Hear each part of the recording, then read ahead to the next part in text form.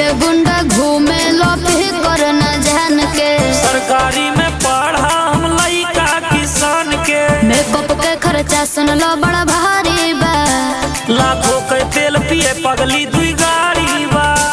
लाखों के तेल पिए पगली दुई गाड़ी बा। मेकअप के खर्चा